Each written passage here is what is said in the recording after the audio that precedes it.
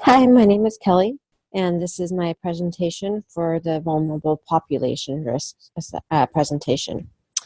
So as you can see, the six risk factors that I choose for vulnerable populations is substance abusers, mentally ill, poverty, pregnant adolescents, infectious diseases, and victims of violence.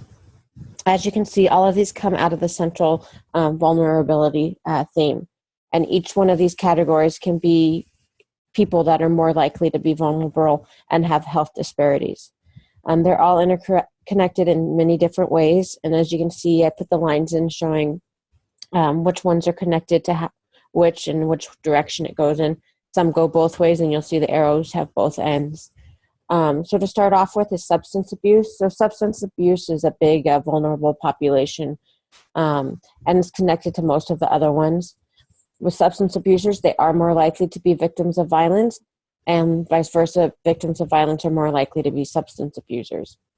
Substance abusers, if you follow the blue line, are also more likely to have infectious diseases because they may share needles and get contaminated that way. If we follow this pink line here, you'll see it comes down to pregnant adolescents because when they're using, they're more likely to have unsafe sex. And when they're young, they can, or at any age, they can become pregnant, but that would cause the adolescent population to be pregnant as well. If we follow this orange line here, it goes to poverty. So that line goes both ways. So basically, if you use drugs and alcohol, you're more likely to live in poverty. And if you live in poverty, you're more likely to use drugs and alcohol as well. Then we have the purple line is to mentally ill. A lot of mentally ill patients do use substances and become addicted to them.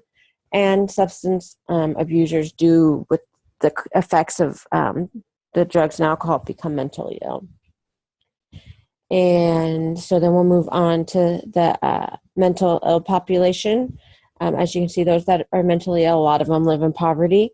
They don't have the resources that they need to live a functional life, so they don't have the money to support themselves and end up falling into poverty. For poverty, it's just about linked to everything. Those that live in poverty are more likely to get infectious diseases. They don't have the hygiene factors and stuff that help prevent it. They also are more likely to become pregnant because they don't use birth control measures.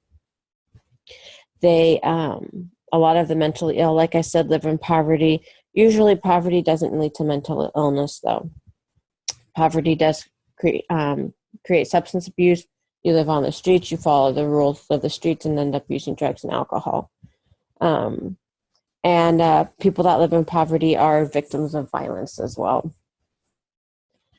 So for pregnant adolescents, it does lead to infectious diseases. If you're having unprotected sex to get you pregnant, then it's possible that you'll get STDs, possibly HIV, that kind of thing. Also with pregnant adolescents, a lot of them tend to become victims of violence, whether they were raped and that's how they became pregnant, or then the father of the baby ends up abusing them, or numerous other factors. And we've already addressed the poverty and substance abuse with pregnant adolescents. Next is infectious diseases. So those people, like I said, pregnant adolescents tend to get infectious diseases. We follow the green line here, those that live in poverty, and the blue line, those that use drugs and alcohol, which we already covered. The last one is the victims of violence, and that, like we already talked about, substance abuse. If we follow this red line, the mentally ill, victims of violence become mentally ill. A lot of that's due to depression and PTSD issues. Also, victims of violence, if we follow the purple line, was pregnant adolescents, which we talked about.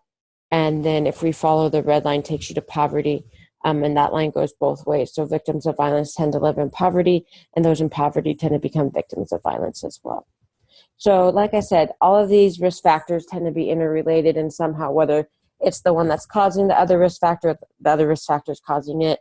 But normally it's not like these are all single on their own risk factors. They tend to all work with each other, and they tend to have multiple risk factors that cause them to become vulnerable and cause them to have more health disparities than other populations. So, and as you can see, this is the reference that I used to create my presentation. and I hope you enjoyed it. Thank you.